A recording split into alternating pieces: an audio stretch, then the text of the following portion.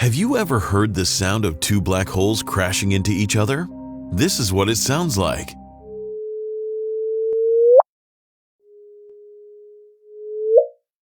When two black holes are locked in a binary system, they get closer and closer because of the energy lost due to gravitational waves.